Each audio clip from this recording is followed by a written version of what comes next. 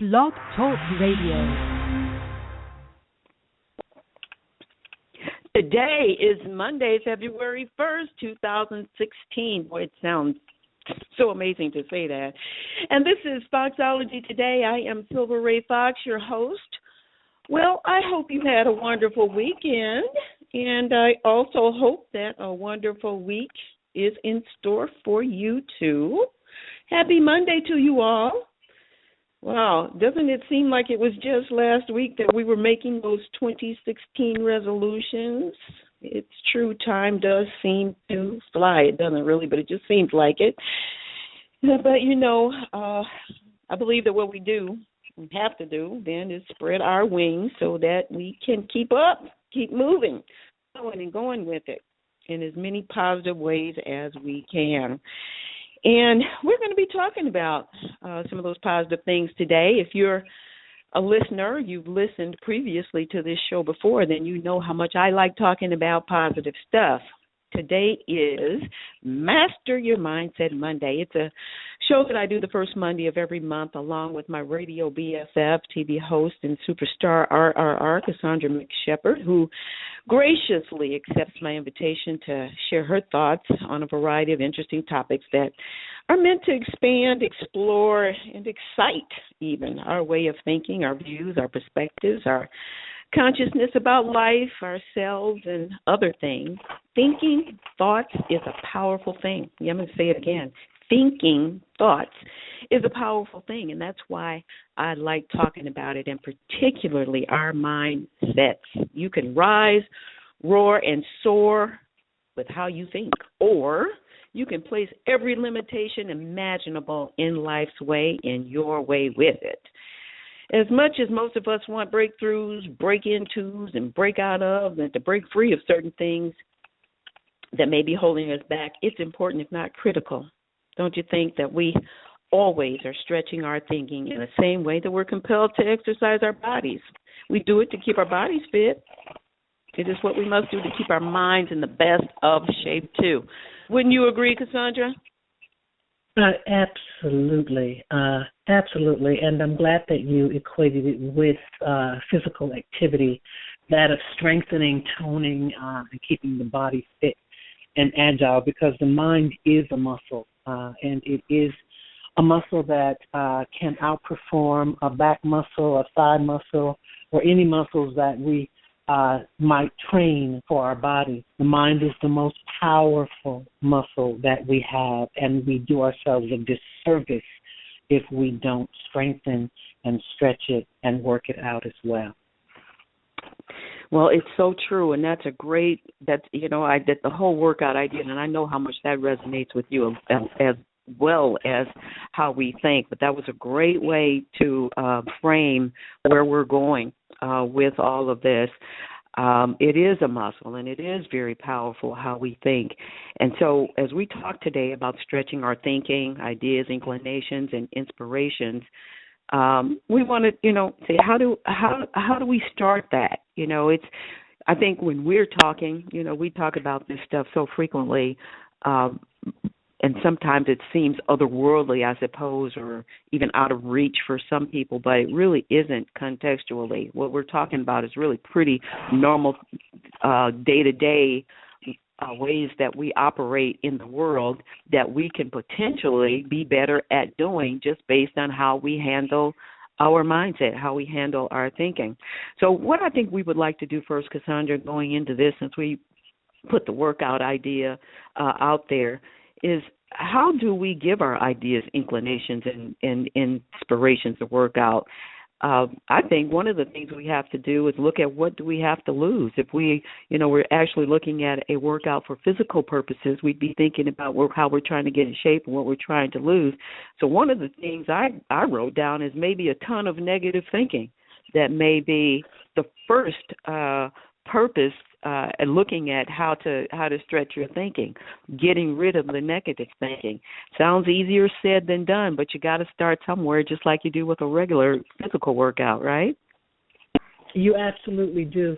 And as we talk about so often, Silver, it's very easy to say, I'm not going to do this or stop doing this or banish this or that or get rid of this and that. But the truth is as I have lived to find out, it's much more effective if you do a bait and switch, if you exchange one belief system or thought pattern for another. And when I think about, or I should say what I thought about as you were talking, again, is that foundation, that fundamental belief, because if you believe fundamentally that the world is out to get you, that, people are evil or bad, or that you can't do one thing or another, then stretching your mind past that fundamental belief is going to be more challenging, if not impossible. But the good news is you can identify that fundamental belief, and that is exactly where you begin to stretch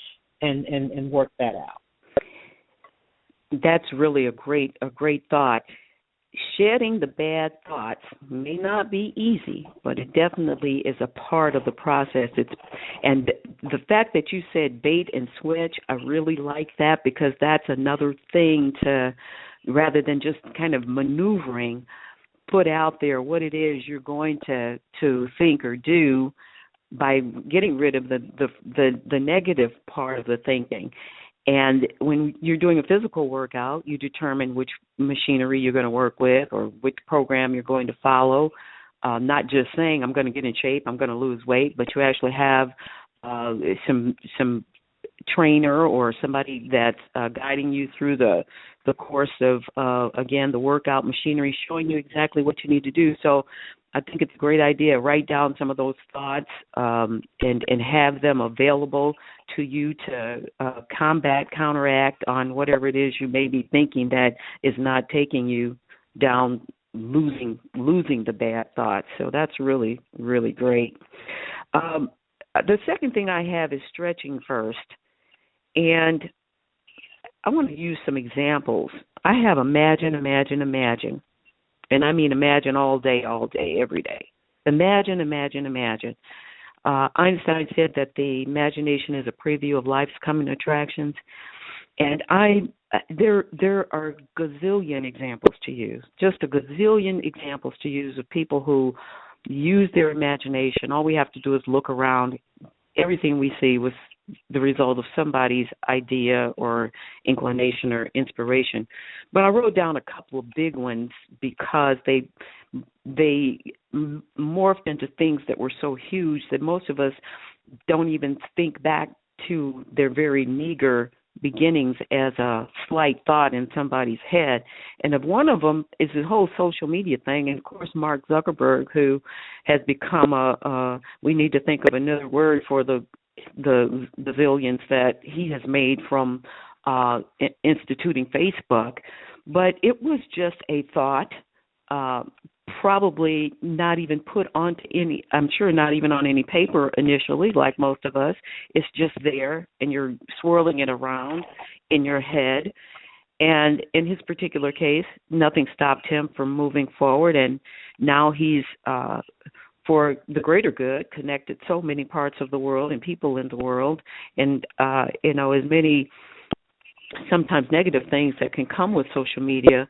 On the one hand, is proven to be a very important entity for the world, and then I think of George Eastman, who is the founder of the Kodak camera. And when we look at TV, movies, and all of our little cell phones and selfies and all the things we do with it and videos and things we do, rarely, I'm sure, does anybody think that at some point that had to start somewhere. And one of the founding fathers, of it all was George Eastman, who not only just had an idea, and this is the incredible part for so many inventors and innovators. They put everything on the line to make something happen. This man, like so many others, have had just given everything because they could not let it go, what they saw in their mind, what they imagined could be, that you could actually capture imagery on a piece of paper or film, and that's all it was at that point. It wasn't everything we know that comes with the greatest of ease that we create from now. The whole concept, if you think about it, of taking real life and putting it on something to look at or be a video or a movie. It's just an incredible thought that you can stop real time and put it in a place of where it's again, something that's not moving, that's you can keep forever, and all of that. It's really incredible. But there's so many other that things it can be stopped and manipulated, and it is truly amazing. And I don't know whether or not we really consider all the things that can happen, and as you say, that they began as thoughts in mind, as does everything. Everything, good and bad, is a thought. It starts with a thought, which goes to what we were saying, that thoughts are incredibly powerful and creative things. Well, I think that it's so important. I said earlier in my intro of how we are looking for breakthroughs. We're looking to break into something. We're looking to break free of something else so we can go beyond ourselves to that. And it really does depend on, to a great degree, our imagination. And imagination is so free. It's just so free. And I can't emphasize to anybody enough that if you can gather up that information or that, and you can see this thing in your head, then why would it be impossible for you to make it happen? Well, that's where what we're talking about will come into play. One of the first things we probably want to say to ourselves, well, yeah, it's a good idea, but it's just an idea.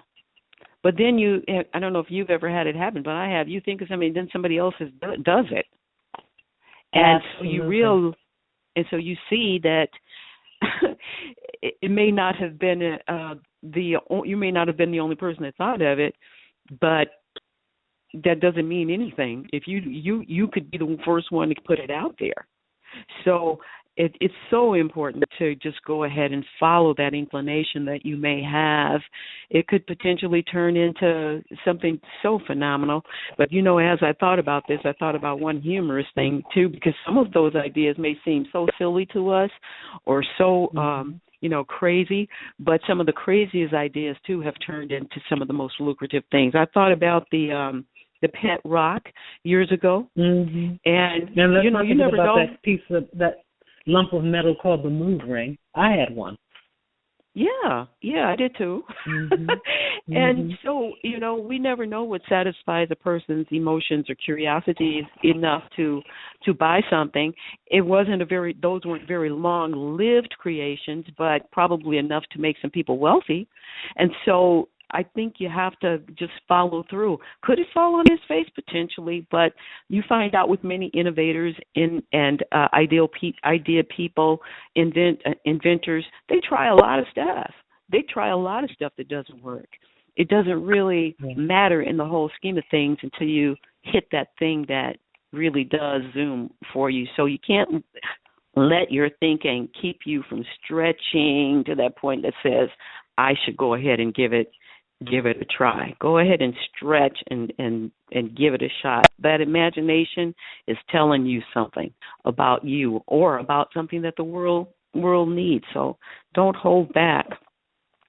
I thought about in all of this too. I know you have hardly any time to watch these things on TV, Cassandra, but I'm a big fan of Shark Tank and Beyond the Tank.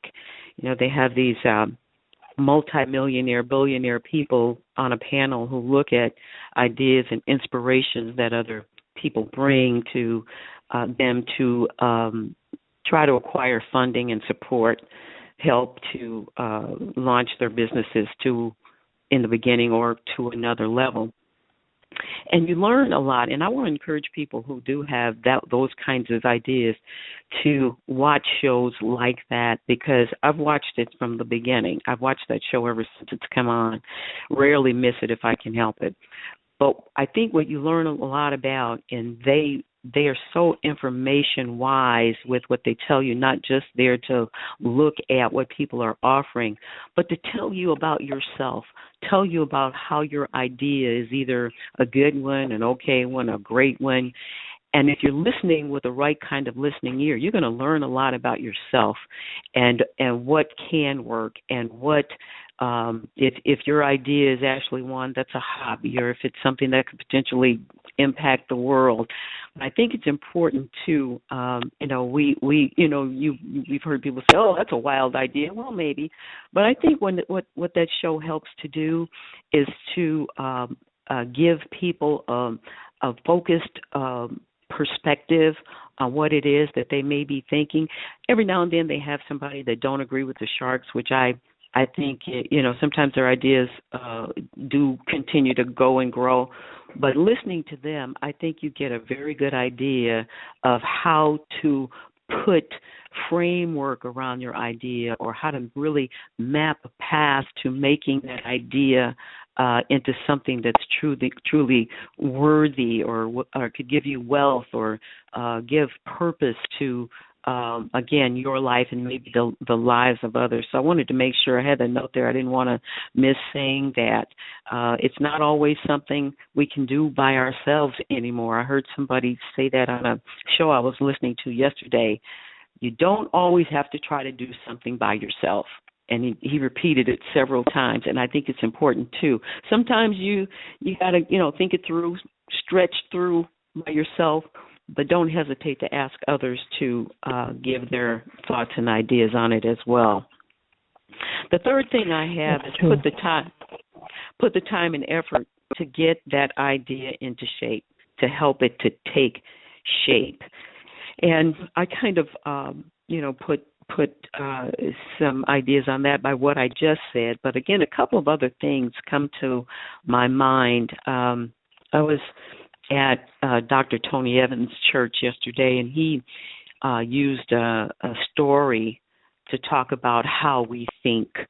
And he used a former baseball star, Reggie Jackson, who was well known, of course, for his milestones in baseball. And he was known as Mr. October because when October would roll around after baseball had started, of course, in spring, it seemed that his skills would just peak and he would do the most amazing things, be toward the end of the season, but it's also the time where the series are, you could potentially be going into the series. And so his game would go from A game to triple A game. And Dr. Evans talked about how,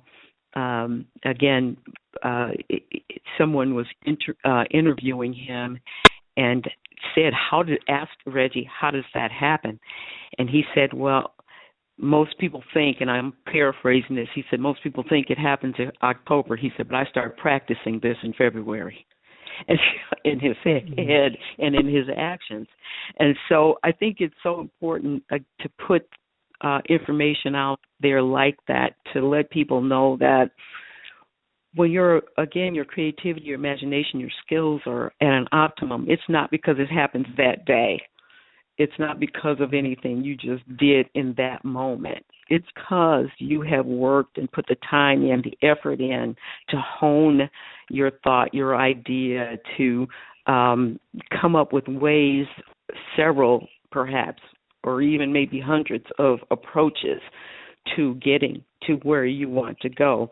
It isn't just a overnight thing. Now, we are in a society now where social media can help you create something overnight that looks really good in your bank account before too long. So I can't minimize that as a possibility.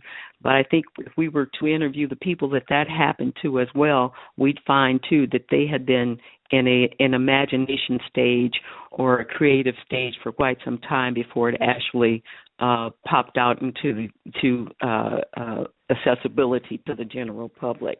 So time and effort to get in shape. What are your thoughts, Cassandra? I was going to say that many overnight successes will tell you that is how they are described, portrayed. But the reality is, as you said, that the work began long before the accolades come. But it's also interesting, and this is that time in our conversation, which I have to warn people, this is grown folks thinking. but we're here because as I think about you, as I listen to what you're saying, I think that a lot of times we look at ideas that we have or thoughts or things that seem really cool or that make us, fame or wealth or whatever. I believe with everything that I'm about that we are on purpose and destined to do a thing or so. You spoke a little earlier about, have you ever noticed how you have an idea and you don't act on it, and then you see it, you stumble over it, you might even be compelled to buy it yourself, all the time kicking yourself thinking, I thought of this. And I've heard that explained is that inspiration is, divine inspiration is, and if it comes to you, it is yours to do, to grasp it. But if you lurk, just because you don't, doesn't mean that a thing will not happen, because things or inspirations or thoughts too have their own destiny. And so it's a gift if it comes by you, and you are to entertain them, no matter how outrageous or unlikely or improbable it might seem. Most of us live long enough to realize for somebody else they made it work, and usually what that person did was just entertain it. Entertain the thought. In other words, don't shoo it away. I can't do that, or that's too hard. Invite it over for a glass of wine. Look at it for a while. Mull it over. No, seriously. Entertain it. When things are entertained and treated well, they come back and they bring friends.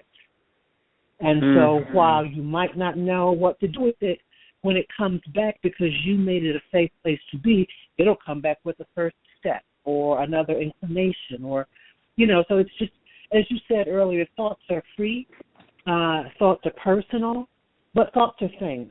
Thoughts are incredibly creative, powerful things. That's exactly right. That's exactly right. Again, so many innovators come to mind ones that have stood out in my mind for years. I often used the people I've talked about today. I've often used when I've done corporate training as examples for leaders and managers who are wanting to bring a new dynamics into their work groups and into their teams, and that to pool thoughts and ideas together without hesitation.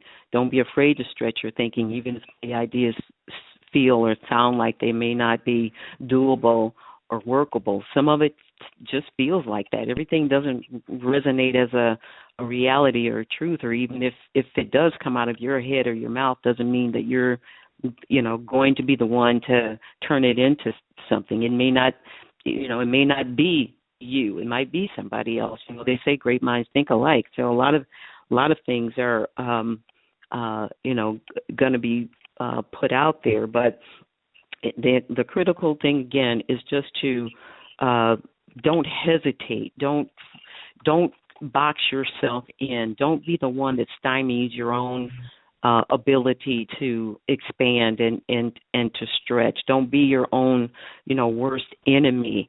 Again, imagination is free. Ideas are free. It's not going to hurt anything or anybody for you to write stuff down or search things on the internet or ponder them or imagine them or pray about them. It's not going to hurt anything to do that.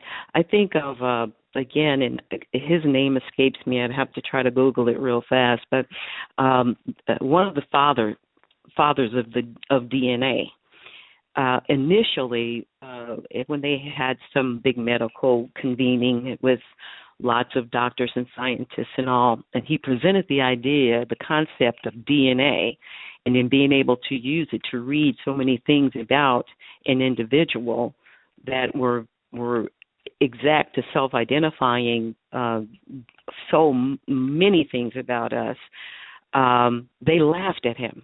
They thought it was an impossible concept to be able to analyze that kind of data about a human being. And so much so that, they truly, literally laughed him to making him feel shame about thinking about that probability. Well, we all know now what a huge impact DNA has had upon so many industries that you wonder how could he only see that at that time? But they literally laughed him away from the table and out the door. It was his to do, and he honored it, and even though he was laughed at, and I'm sure scorned and everything. Free thinkers make people very uncomfortable. Creative people, you don't always get the support that you might want or feel that you need in a situation like that. It makes people nervous. Yes. But it does makes them very uncomfortable. But he did hold true to it. It's like I say, I just believe that that the world is on its own path and course of evolution, and it's going to be. Question is, are you going to stretch your mind? Are you going to be a part of that creative process? I just think that we've all come here uniquely created to do certain things. And it feels really mystical and whatnot, but I personally don't believe that it is. It's just, will you honor it, Mm-hmm. Because at this point in history, we can look back and see so many things, as you've outlined, few that were thoughts in the beginning, that are now belief systems that we live and operate by. It's just the way things are now. But at one point, they were, many of them, ideas. Yes, for sure. Well, I want to wrap our conversation with one quote, Cassandra, and I invite you to speak to it before I close. Ralph Waldo Emerson said, "The mind, once stretched by a new idea, never returns to its original dimensions." He was very radical minded when it came to life and religion and other things, and has some very interesting information if anybody's interested in reading anything about his background. But that quote also has always stuck with me, that the mind, once stretched by a new idea, never returns to its original dimensions, which, says so much about there's space there that you're supposed to put something into it once you've gotten that idea. Yeah. You're supposed to put something into it. Like, you can never not know a thing. And again, that quote speaks to the certain destiny. And I speak specifically of destiny in this conversation for one reason, because a lot of times when you have a thought or an idea, you are attempting to entertain something or attempting to grow, it feels unlikely, impossible, improbable, like it just ain't going to happen because nobody's ever done it before, right? And I just think about, again, if we could approach these things with a sense of purpose, a sense of destiny, like it's ours to do, then it should be less frightening. Somebody's got to be the breakthrough. Somebody's got to, and someone is going to be the accredited first one to do thus and such. Somebody's going to get that credit. And it's not always about credit, but will you be honest to the thoughts and honor the thoughts that come to visit us? Will we stretch our thinking because it's ours to do? Awesome. Well, thank you, my friend, once again for joining me. I appreciate you. Definitely wouldn't want to do this show with anybody else. You can catch Cassandra at CassandraMcShepherd.com, also on Real Milwaukee, and it streams online Monday through Friday. So check her out. She is so much fun to watch with her panel of hosts. I know I enjoyed it, and I know you will too. I want to thank you so much for tuning in, for listening. I appreciate it and want you to tell your friends about Foxology Today, and please like my page on Facebook as well. I'm going to look forward to talking with you next time. Again, I'll be bringing you some powerfully positive information. In the meantime, remember, stretch that thinking. Don't be afraid to lose those bad thoughts that are weighing you down. Imagine, and do all you can to get that idea in shape. Again, thanks for listening. I appreciate you. Don't be afraid to do your thing. I hope you have an amazing day. Talk to you again soon.